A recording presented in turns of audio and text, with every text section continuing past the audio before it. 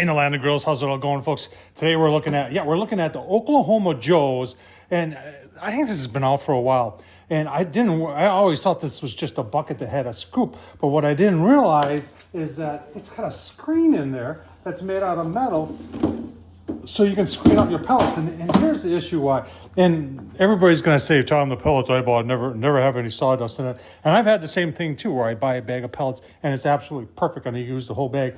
Then the next, maybe I'll buy two of the same brand, same type, and then I'll get to the bottom of the other bag and I end up throwing away the last pound or a half a pound because it's got a lot of sawdust in the bottom, and I don't want to get that sawdust. And I've never had a good way of separating them out. You can see even on my storage containers here that I've got, yeah, you can look at that.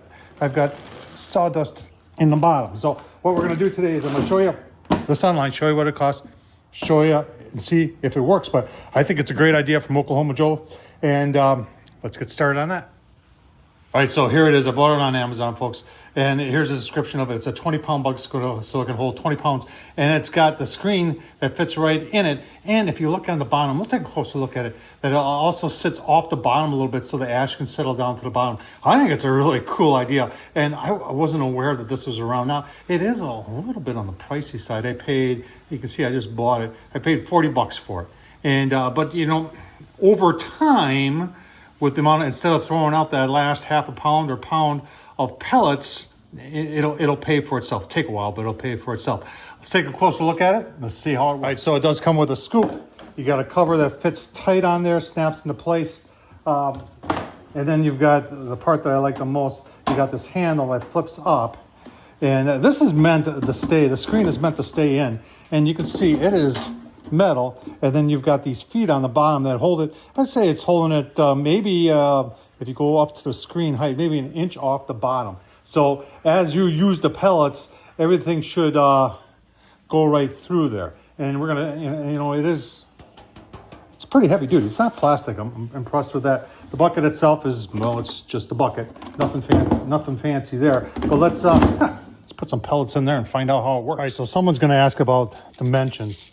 And the bottom here across, you can see is about 11¾ this way it is 9 by 9. And if you're wondering, someone's going to ask, does it fit in? 5-gallon buckets have a lot of different sizes to 5-gallon buckets. So, you know, you would have to measure across your 5-gallon bucket. And if it fits about 12 inches, it'll fit at the top. And remember, they're usually tapered. So, you know, having a little bit bigger than that will work. But let's go ahead and put some pellets.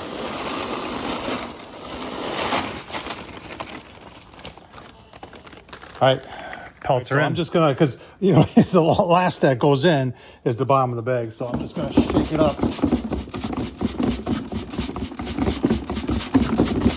a little bit here, and oh yeah, look at that!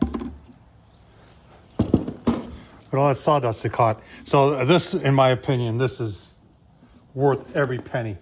No more throwing away the bottom of the bag of your pellets anymore, folks. Give you my final thoughts. Right there, 40 bucks. That's what sticks in my head the most. Is it worth 40 bucks? I think over the long term it will be. You got to remember, and those people that are going to chime in and say, my brand of pellets, I never have any sawdust in. You got to remember, some pellet manufacturers are using a binder in their pellets. It's a food safe binder. It helps to glue it together, whereas others are just using steam and pressure. So the ones that are using steam and pressure, you're probably going to, because of shipping and all that, you're probably going to get a little bit more sawdust in it. And that doesn't mean the ones that are using binder in there aren't going to have, because like I said, I've had perfect bags where there's perfect all the way down to the bottom. Then the same brand, I bought 2 bags, and the second bag will have a half a pound of sawdust in the bottom. This is a great way of sifting it out, because you really don't want a lot of that sawdust in your pellet grill. Your pellet grill can handle a little bit, but it can't handle a lot. Tom Horseman, YouTube, have you gotten one of these? What are your thoughts on it? Thanks for watching, folks.